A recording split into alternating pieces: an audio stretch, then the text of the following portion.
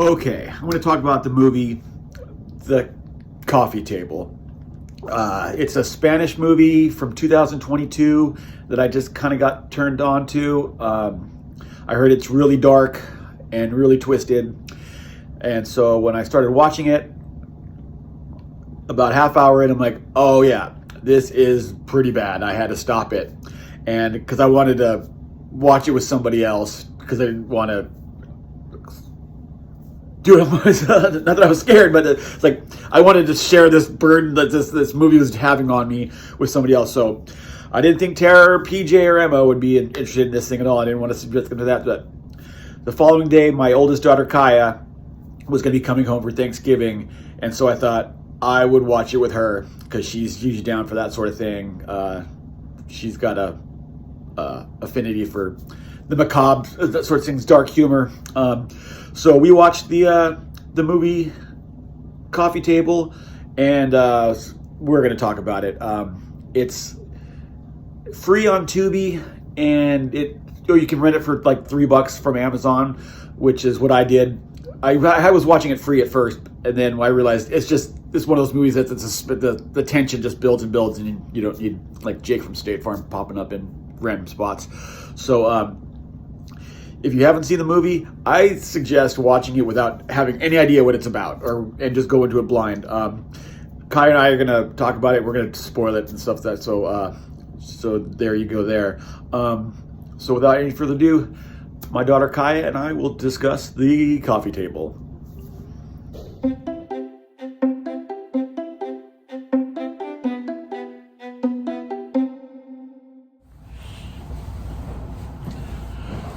Okay, so Kaiya. Yes. Let's talk about the Coffee Table. Yeah. First, how fucked up was that movie? I didn't know what you were dragging me into. Yeah, do I owe you an apology? I think you do, but it's okay. Yeah, as I said in the intro, I went into this not knowing what I was getting into, and I started watching it, and I thought, as soon as I saw where it was going, I can't do this by myself. No, and I couldn't do it by myself. I needed somebody to experience this with me, and because I wanted it to tap out the whole time. that was going to be my first question. Is like, once you saw where this movie was going, did you think, oh no, like I'm stuck, I have to deal with this? Yes. Yeah. Yes, I was like, I can't believe he's making me watch it. Okay, so I said let me just give a couple minute synopsis of the movie. Basically, it's a couple that has a brand new baby. They're a little bit older, so they had a hard time having this baby.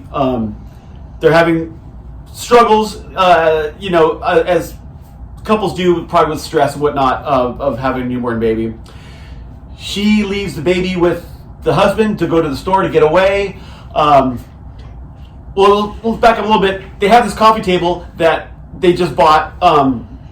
And it's a terrible coffee table. Do you agree? It was bad. It was bad. She hated it, but he wins out. He gets this coffee table, and he crashes into the coffee table and decapitates his baby, and hilarity ensues. Well, it's a comedy. Yeah, we'll get to that later.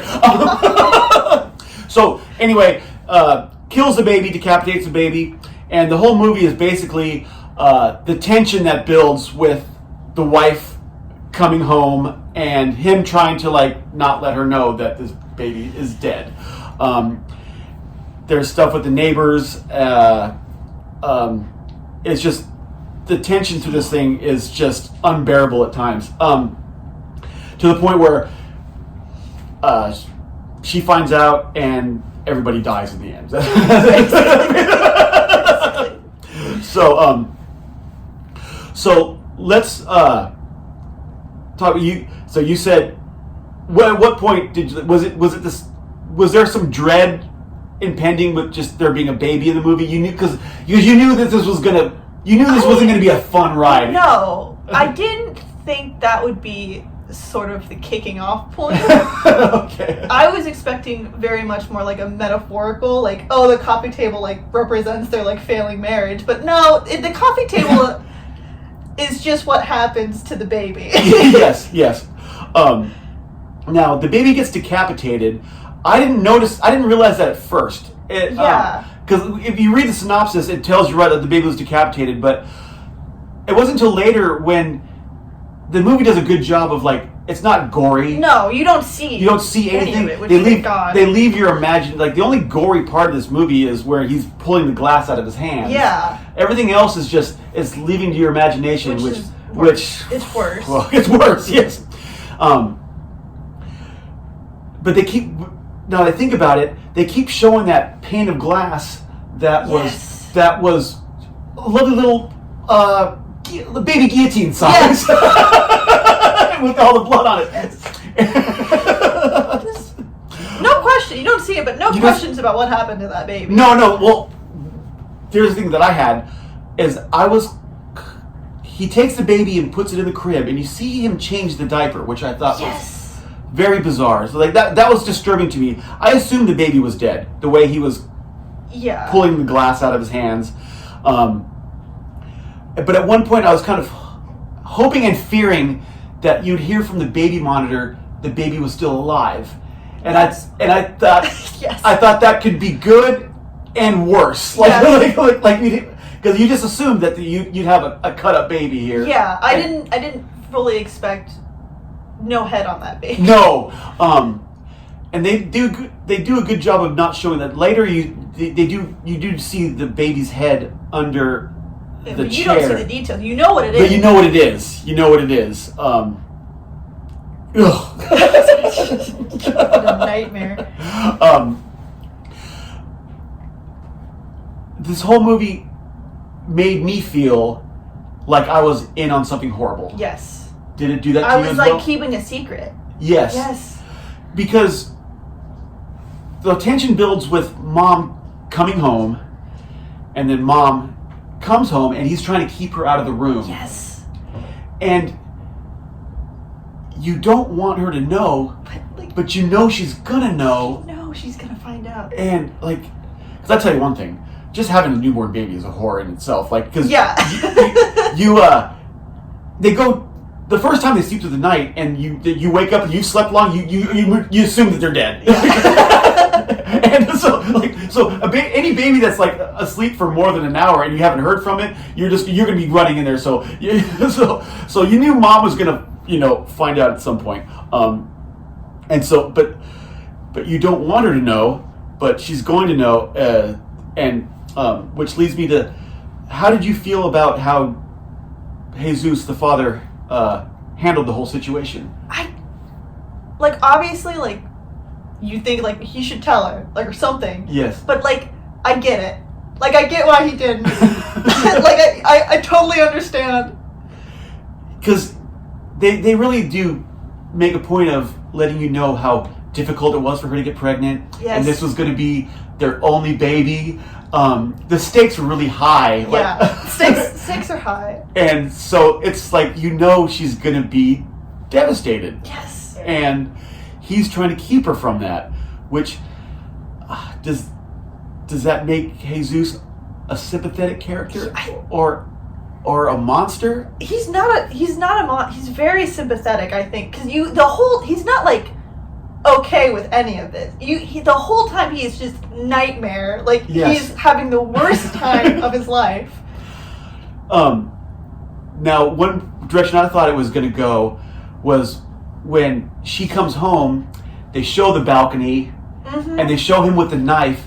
I thought he was going to kill her. I thought it was going to go that way. He was going to kill her. I thought he'd kill her and then kill himself. Yes. So that was another level of tension. Holy shit, is this where this is going? Which would make him not a sympathetic character anymore. No. It would turn this into a murder horror movie. Yeah. But it didn't go there. They had his brother over and his girlfriend and they're having lunch. Everything is fine. The normal conversation going on when you're there's a baby in the house. Yes. Yeah, this movie is something. Now, what did you think of the whole neighbor kid? That was so weird. She in the movie there's a neighbor. She's 13 years old, and she is of the belief that they're in a relationship, and he just hasn't told his wife yet that they're in love. She insinuates that they've kissed, and he sent her love poems. He's denying it. He's telling her straight up no, but you don't really know.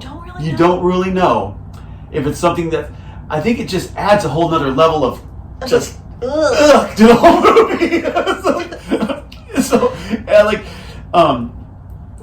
Which leads to this part of the storyline is she comes over with the dog to tell the wife that they're going to be lovers, and the dog is who finds the baby head. That's how the whole kind of thing blows up. Now, how did you feel once they found the baby head? Oh, no, let's back up.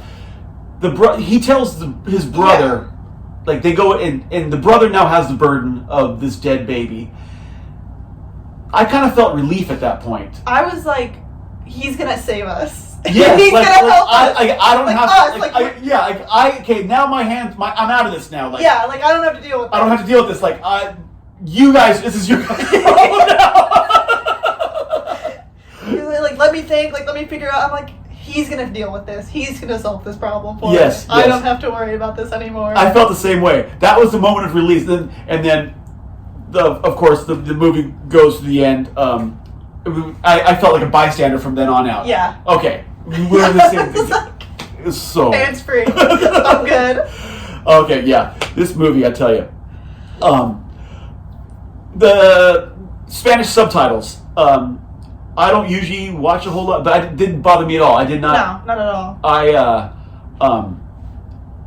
The dialogue wasn't the important thing in this. Like, it was. You didn't need the dialogue almost. Yeah, it was situational. Mm-hmm. That even being in Spanish, definitely. Like, I could have turned off the subtitles and be like, I know exactly what's going on. We know exactly what's going on. I know what the relationships are. I know how this is going down. I'm probably going to do that. I'm probably going to give it a rewatch. Probably that way. Because I do like to work on my... Porque siempre estoy tratando mi mejor a mi español. And also to see what they meant. They call it it's not a horror movie because there's no supernatural in it. Like, I think one of the most horrifying things about it is that we can picture it. Like, it's something that could happen to you. Yes. Like you could have a terrible, catastrophic accident and it's a matter of how you deal with it. Yeah. And so, like, there's no supernatural, there's no zombies, or like this the most horrifying thing about it is you could picture yourself. I was like, if this happened to me, I think I would do the exact same things he's doing. I'd be like, so yeah, the subtitles were not a problem. I really kind of like didn't even think about it as I was watching the movie. Didn't even think about it. How did you feel about how it ended? I feel like it couldn't have ended any other way. Yeah, there was going to be no happy ending. No. There was going to be so they kind of had to wrap it up anyway. The neighbor girl comes over with the dog. The dog finds the baby head. Of course, it's a climatic scene. It's not just like, oh, look at the baby head.